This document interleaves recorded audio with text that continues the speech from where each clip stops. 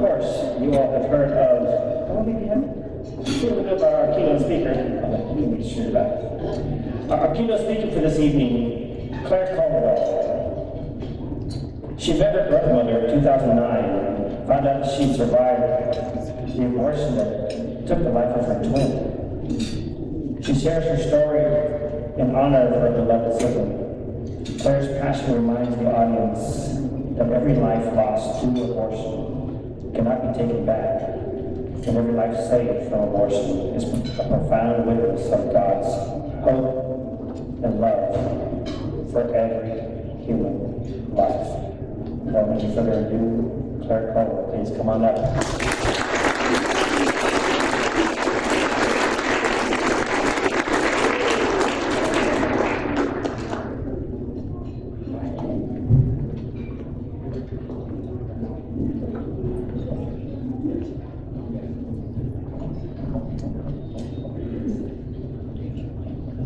Thank you all so much for having me.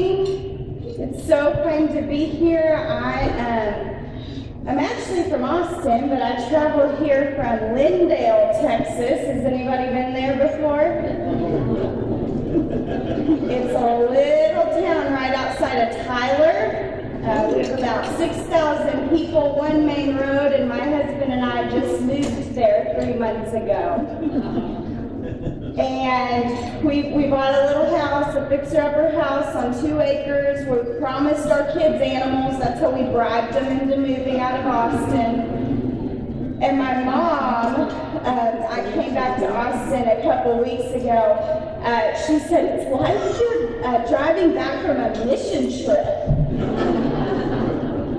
And so now I know how she feels about my new redneck lifestyle, right? But it's nice to be here with you in civilization, and it's so exciting to celebrate the Roe v. Wade being overturned. Oh my goodness, this is such an incredible. I'm seeing, I have seen some familiar faces here tonight. Some of you I'm seeing for the first time since that happened, and I don't know about you, I don't know where you were, what your thought was as that was announced across the country, but my thought as an abortion survivor who lost my twin to an abortion that was successful only on my twin, my first thought was my twin is rejoicing in heaven right now and praising the Lord. Amen.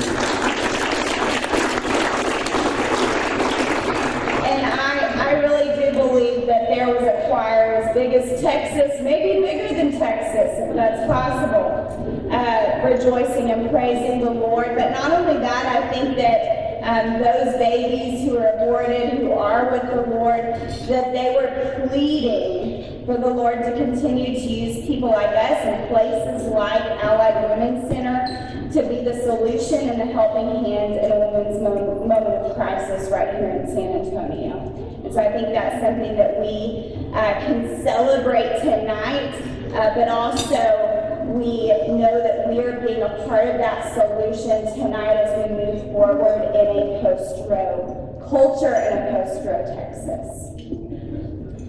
Tonight I want to start, before I begin to share my testimony, I want to encourage you to be a certain type of person, and I want you to keep this in the front of your mind as I'm sharing my testimony tonight, because not only is God asking every single one of you to be this type of person, He's asked me to be this type of person, and to be this type of person, I have to step 100% out of my comfort zone. And if you knew me, I'm an introvert, 100% an introvert, so for God to ask me to be this type of person, to step out of my comfort zone, it's pretty uncomfortable for me. But this is what is good and what is right, and that is to be a person of integrity, who stands for truth, who stands for wisdom, who isn't ashamed of who God created you to be, and He created every single one of us to be set apart in this world. To have confidence and disappointment because we can trust the God who goes before us.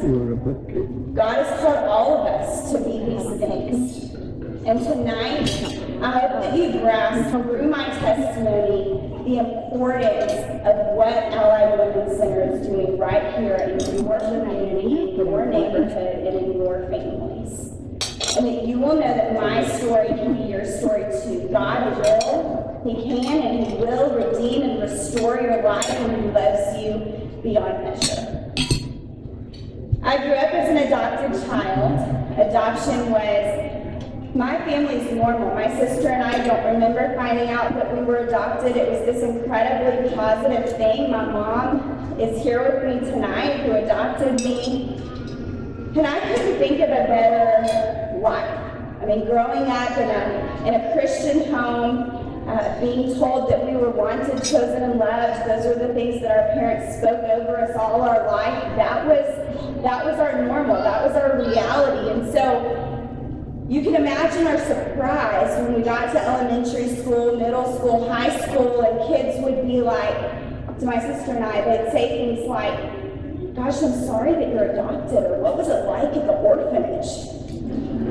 That's somebody's story, but it wasn't ours. And I think that the reason that they said those things or didn't know how to talk about adoption or felt sorry for us is because they'd seen the movie Annie. And they thought that we lived with Miss Hannigan. But all we knew to be true about ourselves were those three things: that we were wanted, chosen, and loved. And we knew that we had birth mothers. We knew that they were someone to celebrate. We knew that they could possibly become a part of our stories one day. But we didn't know what that would look like. So adoption was something we talked about, but abortion, I never heard about it in our family. I never heard about it from the pulpit of our church, in our youth group, in our circle of believers that I grew up with. And I think if you would have asked me back then if I would ever be the type of person who'd been affected by abortion, I would have said absolutely not. That doesn't happen to someone like me. That doesn't happen to a family like mine, a family that is grounded on the truths of God. And when I met my birth mother, I found out that I was absolutely wrong, that I am the type of person who's been affected by abortion. When I got to college, I had this great plan for my life. Like I said, I'm an introvert. I like to care for people, though, and so I thought I'll go to school to be a nurse. And not a nurse that walks the halls of a hospital. I wanted to be a one-on-one, at-home nurse. But God has a sense of humor. And I was going to school, and I lived on a street where there was a Planned Parenthood. And I would drive past this Planned Parenthood on my way to school, on my way to work, on my way wherever I was going. I couldn't avoid it. And I would always see these people lined up outside doing I didn't know what. I thought these people are crazy. They're just standing staring at this clinic, this women's clinic. Didn't know that they performed abortions. And so one day I stopped and I asked them what they were doing, and they told me that they were there to help women, that they knew what abortion is, what it does, and that they were there to send them to places like Allied Women's Center. And I thought, that's great. I know personally what adoption, an alternative to abortion, can do for a child, and so I support that. But I literally wiped my hands clean that day and said, I will never do that. The introvert in me will never do that. I hate controversy. And little did I know, that was my first glimpse of God's bigger picture and his bigger plan for my life, because I would go back to those same people a few weeks later and tell them that I had found out that I was the type of person who'd been affected by abortion. Around that time, when I was in college, my sister was finishing high school, and she, also being adopted, had the opportunity to meet her birth mother because her adoption was an open adoption. And she had this great reunion with her birth mother. I remember the first time I had the opportunity to meet her birth mother. She came to Austin to visit us, and we went to dinner. And we were sitting around a table, kind of like we are now, and I was looking at her birth mother, and I remember just being so amazed because they looked so much alike, and they acted so much alike. And her birth mother shared about being 30 years old and pregnant with my sister and making the selfless choice to place her for adoption because she wanted her to have a dad, something that she couldn't give to my sister. And I remember thinking, like, I have a birth mother. It was the first time as I sat there staring at my sister's birth mother, realizing that I had a sister because of my sister's birth mother. She gave birth to me. She completed our family. I realized that my birth mother was a human being, right? Like, it humanized my birth mother for me. And I realized that maybe she had done the same thing for me. Regardless of the circumstance, she had completed our family. And I wanted the opportunity to thank her. And so I went home that night and we discussed, my family and I, the possibility of searching for my birth mother. We knew it would be complicated because I had a closed adoption. We didn't know much about my birth mother. All we knew was that I was adopted from Oklahoma and she was very young. But we called my adoption agency the next day, and I told the lady on the other end of the line, her name was Debbie. I told her who I was, I told her my name. I told her that I would love to meet my birth mother. I would love to thank her for my life, for my family. And I asked her if she would search for her for me, or if she couldn't, if my birth mother didn't want to meet me, if she could thank her for me, if she found her. And after I finished, this woman on the other end of the line, she said, "Claire, this is going to sound really weird." And it did. She said, "I was actually your birth mother's caseworker 20 years ago." And she said, "I am actually, believe it or not, I am staring at your baby picture on my desk. It's been here for 20 years. You had those little casts on your feet and that harness on your hips, and you were such a tiny baby. Your birth mother loved you very much."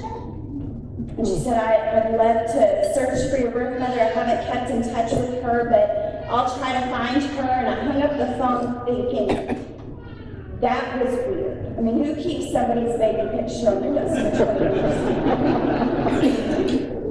But what I realize now, as I met my birth mother and Debbie reunited my birth mother and I 21 years later, was that Debbie knew what I didn't know, and that was that my life was a miracle. And that was my second glimpse of God's bigger picture, and his bigger plan for my life, and what led me to where I am today here with you.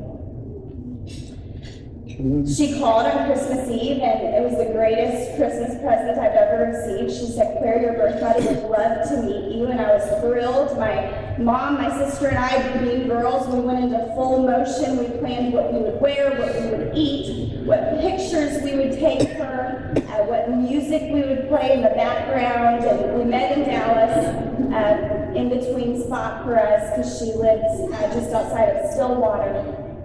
And I can tell you that when she knocked on the door, and I opened the door that first time, I don't even remember what we ate. I didn't hear the music in the background. All I could do was lay eyes on my birth mother, and I knew instantly that I adored her. We looked alike, we act alike. She was actually a nurse, and I was studying to be a nurse, and so it was really great to connect with her. It was that picture-perfect reunion, just like my sister had, that I wanted so badly. And so we set up a second meeting because I wanted to really connect with her. And I thought, this will be my chance to tell her everything she's longed to hear for 21 years, that I'm so grateful, how wonderful my life has been because of her. And so in preparation for that second meeting, I got a ring and a necklace with my birthstone, and I got a card, and on the card, for whatever reason, all I wrote was, "Thank you for choosing life for me." And I flew to Oklahoma. I got there that day. We had this incredible first day, and that evening, I gave her the gift. And she cried really happy tears when I gave her the ring and the necklace, and I was fastening the necklace on her. She was sitting in the lazy boy chair in her room, and I was fastening the necklace when I watched her read the words on the card. And everything changed in the room. And she read the words, "Thank you for choosing life for me." And she broke down into tears. It's the most painful look I've ever seen in anyone's eyes, still to this day. And she just kept saying, "Claire, I did it. I'm so sorry, your life is a miracle. I didn't choose life for you. And I remember being so confused, like this was supposed to be our moment where we connected, where I told her everything she longed to hear, and yet she's telling me that she didn't. What does she mean that she didn't? And she said, I need to tell you something. And she took me into a room in her home, and we sat on the bed, and I turned to face her, and she was trembling, and she was weeping, and she said, Claire, I was 13. And she began to describe being 13 years old, pregnant with me, her mother taking her to an abortion clinic, telling her that that was her only option, being surrounded by only doctors and nurses who never asked her once what her choice would have been, going through a D&E dismemberment late-term abortion, the pain and the agony of that alone, going back home, doing what her mother said and pretending like it never happened, only to realize that something wasn't right. And so she returned to the doctor, and they told her that, oops, she was pregnant with twins, and that they had successfully aborted my twin, but that I had survived my birth mother's abortion. And they asked her what she wanted to do, and her mother said, my daughter's still 13, she's still not ready to be a mother, we need a second abortion. And so she was actually driven to Kansas to have a second abortion. She laid on another abortion table to have another late-term abortion, even later than the one that was successful in my twin.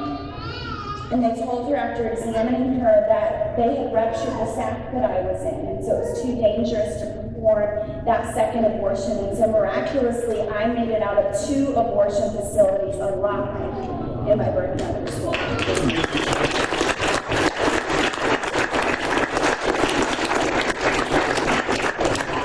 Once they wouldn't perform the abortion in Kansas, my birth mother was then dropped off by her mother at Deaconess Adoption Home in Oklahoma City, where Debbie, who answered my phone call, was. And she lived there for a few weeks until I was born 10 weeks premature.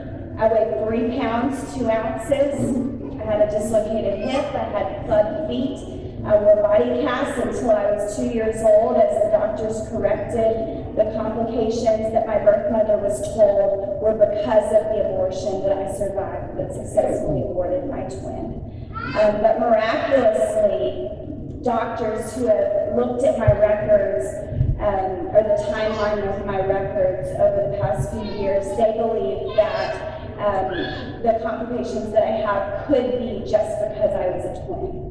And so that means that if that's true, my story is even more miraculous, because the abortion instruments that tore my twin's body apart limb by limb would have never touched my body.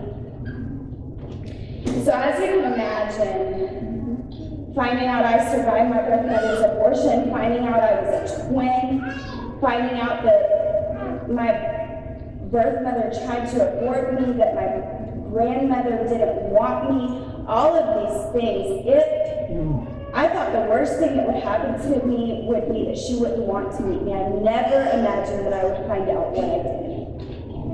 And as I went back to the room that night, when everyone went to bed, and I began to try to process this, and I didn't know how. I mean, how do you even begin to process this news about yourself? And so I did what I always do in my moment of crisis, and that was to call home. To call my parents, and what they said to me that night on the phone, it radically changed my life. They said, God's fingerprints are all over your life, Claire. He must have a really big plan for you, and you get to choose to trust God. Imagine what He'll do if you're willing. My new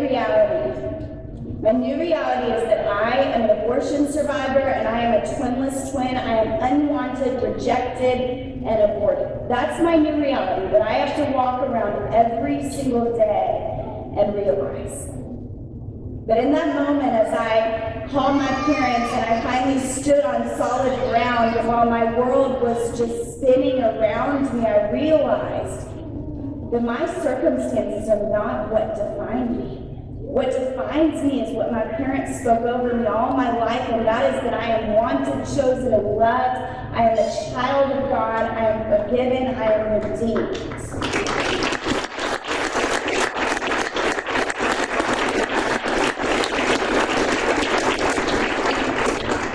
And so that night, as I sat with my birth mother and found out the most horrific news anyone can find out when they meet their birth mother, I had a choice to make. I could either do what my birth mother told me she thought I would do so many times, that I would run out of the room that day and never look back and choose to not forgive her and choose to live in pain. Or I could choose to do what Jesus did for me, what my parents have done for me, what my parents have modeled for me, and that is to forgive. And so I chose to forgive my birth mother. My birth mother's words in an interview on Focus on the Family a couple years ago were, "I aborted your twin, then I tried to abort you, and then when that didn't work, I gave you away. How could you ever love or forgive me?" But somehow, miraculously, God gave me his heart for my birth mother, Tanya. And instead of running from her, I embraced her and I held her as she cried, because I knew when my parents spoke over me all my life, what God said about me, that I am wanted, chosen, loved, he said about her too. And what Jesus did for me on the cross, he did for her too. After processing the news, I went back to the people on the sidewalk, and they encouraged me to share my story. And after that, other people encouraged me to share my story, like Dr. Joe Coyman with Texas Alliance for Life encouraged me to share my story, because they knew that my story could put a face and a name and a story with the aborted child. But not only that, a face and a name and a story with a woman like my birth mother, who's desperately looking for someone to stand in the gap for her, desperately looking for a place like Allied Women's Center. When you look at my face, you're literally looking at my twin. You're literally looking at the aborted child. And if you're like me, I never let the reality of abortion and who we are missing sink into my mind or into my heart, not until I learned that I had barely escaped death through abortion. What if we let that reality move into our hearts tonight and move us to action tonight in support of what Allied Women's Center is doing? Because tonight what we're doing, it is life or death for someone like me, for someone like my twin. How many of you have seen the movie Unplanned? Okay, if you haven't, you need to go see it. It's on Amazon. It's about my friend Abby Johnson, who ran an abortion clinic for 8 years, and after seeing an ultrasound-guided abortion and seeing the baby lose its life right before her eyes, she walked away. She is probably single-handedly the most influential person in the pro-life movement today, just because her story exposes the reality of what is happening inside of abortion facilities. And Unplanned was created about her testimony. And Abby and I became friends when I went back to the people on the sidewalk, because she actually ran that abortion clinic that I lived across the street from. And I was invited to go to the behind-the-scenes filming of Unplanned just a couple years ago. And it just so happened that that movie was being filmed in Stillwater, Oklahoma, where my birth mother had her abortion. And she lived 10 minutes away. And I had this great idea. Why don't I invite my birth mother, Tanya, to this? I want her to meet my friends. I want her to meet Abby. And so I called Abby. She said yes. She was excited to meet her. And so we got there, and I found out that they were walking us through the behind-the-scenes room of where they would film the abortion procedure. And so I knew right away, I thought, this is a terrible decision. I am about to walk my birth mother through an abortion facility room like the one she went to at 13 years old. And she is going to relive that entire experience. And I thought, this is the worst thing that I've ever done. What am I about to put her through? But it was too late. We were already in line, and so we walked through this this behind-the-scenes room, and she wept. She just kept saying, I remember the smells, I remember the sounds, I remember how my baby was over here. I remember the pain, I remember how nobody was there, I remember. And I thought, what have I done? What have I put her through? What have I taken her back to, this most horrific moment in her life?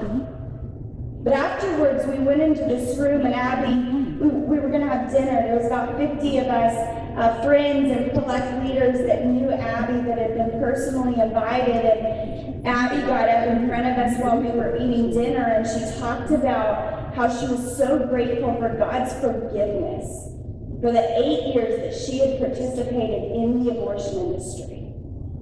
And my birth mother leaned over to me and she said, Claire, if God could forgive her, I wonder if he could forgive me.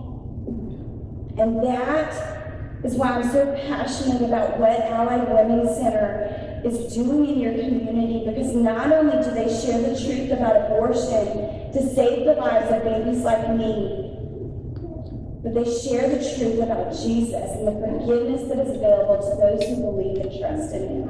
And so they're fighting for the souls of their mothers, like my birth mother, Tanya.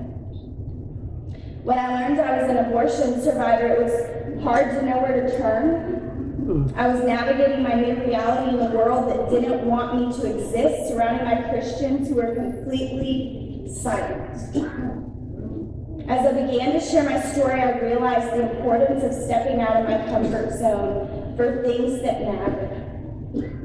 I realized as I began to share my testimony, and women came up to me in the audience who had an abortion 10 or 15 or 20 or 25 years ago, who had never spoken about it, but were finally ready to talk about it, to heal, to begin their journey with God, of releasing that to him, of accepting his forgiveness. I realized that our apathy and silence, that my family's apathy and silence for 21 years, until we learned that I was affected by abortion, that is what is allowing women to suffer silently. But not only that, that is what is sending women into abortion clinics.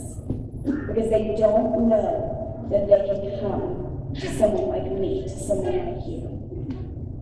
We miss grace and an opportunity to be the hands and feet of Jesus. Have you ever asked yourself the question, why are Christians so uncomfortable with mercy, grace, and forgiveness? I was recently in Kentucky at the Creation Museum for a ribbon cutting ceremony because they just opened up a brand new Fearfully and Wonderfully Made exhibit. And they have one of my baby casts in there along with a little part of my testimony. And Ken Ham, the founder of Answers in Genesis, who also founded the Creation Museum and the Ark Encounter, if you haven't been, you should go. It'll change your life. I'm serious. But he said something that caught my attention. He said, Christians should be wearing Jesus on their sleeves. And I thought about that, and I said, I want to add to that. And these are attributes of Jesus. So included in that statement is Christians should be wearing mercy, grace, forgiveness, and truth on their sleeves.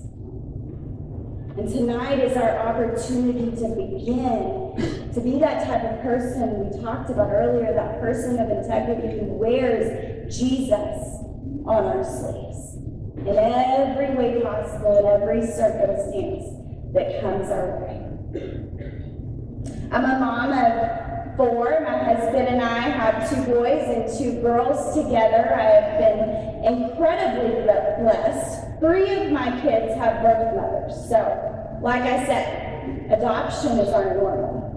And I have a 9-year-old little girl. Her name is Sadie June. She is my only biological daughter. And when she was about 5 years old, she said, but Mom, what about my birth mother? I told her she has one, and that I was sorry to disappoint. But the day that she was born, I realized the true domino effect of abortion, because I realized that if I hadn't survived my birth mother's abortion, that my little girl wouldn't be here. That is the reality of the domino effect of abortion. But not only that, that is the reality of the domino effect of what Allied Learning Center is doing for every single woman that walks through the doors.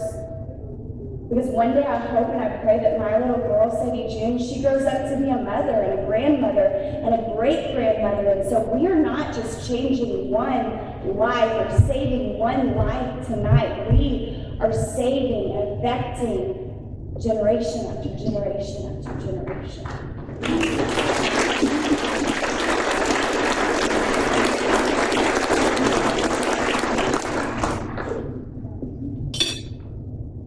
And so tonight I told you that God has asked me to step out of my comfort zone, and I want to ask you tonight to step out of your comfort zone with me. So often we come to events like this with a plan in our head, how we'll get involved, how much we will give, how vocal we will be, how uncomfortable we will get. And I just want to encourage you that if you've heard anything from my testimony tonight, I hope that you hear that God's plans are always bigger and better than any of our own plans could ever be.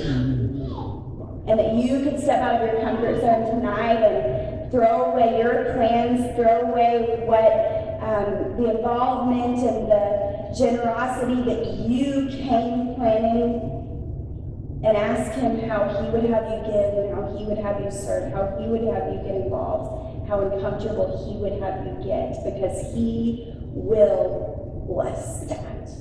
And so I want to encourage you, I want to leave you with one last hopeful story. I know that my story can be hard to hear. It's still hard to tell, but tonight we do have hope. I always imagined the moment that my birth mother would come to see me speak, and for whatever reason, I thought that it would be on my terms and my plans, but I should have known, looking at the bigger picture, that it would be according to God's terms and God's plans. I got a call a couple years ago from an organization that surprised me and said, "Claire, we found your birth mother and we're bringing her in to see you speak." And I thought, there's just no way. There's no way I can get through a talk and look her in the eye and see that pain that I saw when she told me about her abortion. There's no way I can keep my emotions together on stage as I talk about the single most life-altering moment of my life and her life combined. I mean, there is just no way. But I did what I always do. I called home. I'm going to go see Tim. And my parents said, "You're right. This is your life. This is your story. You have every right to say no. They may have overstepped. Yes, you're right. But just think about this. Pray about this. Imagine what God will do with your womb." And I hung up the phone like, dang it. I knew what I had to do. And so my birth mother came to see me speak. I did it. It was exactly what I thought it would be. It's the hardest talk I've ever given. As she relived every moment, she wept in the front row of that event that night. But afterwards, I had the opportunity to bring her on stage and introduce her to the audience. And when she came up on stage, I could just see it in her eyes. I could see it in her smile. As she walked towards me and she grabbed our hands together and she raised them up as if to say victory. And I knew in that moment as we held our hands up high that this was one of our victory moments. What she didn't know was that my parents named me Lauren Claire Culwell, a crown of laurel leaves, which means victorious one. And that is my full name that I have chosen to keep in order to honor my parents' legacy. And I knew as I stood there on stage with my birth mother that we had victory over what abortion had done to us, because I was no longer the reminder of what abortion had done to us, but I was a reminder of how God had redeemed, healed, and restored our relationship and our life. And I knew in that moment, and I know now tonight, that we have victory because we know one day Christ will come back and He will make all things new and He will make all things right. But until that day comes, I want to encourage you once again to make a commitment tonight to be that person of integrity who stands for truth, who prays about things that matter daily, who wears mercy, grace, forgiveness on your sleeve, who's bold in how you serve and how you love, who gives generously, uncomfortably, even to things that matter. And what we're doing here tonight, supporting Allied Women's Center, it absolutely matters for us and it matters to the heart of God. Don't compromise, don't remain apathetic. And so I want to ask you that one final question. Can you imagine what God will do if you're willing? Thank you so much for having me. You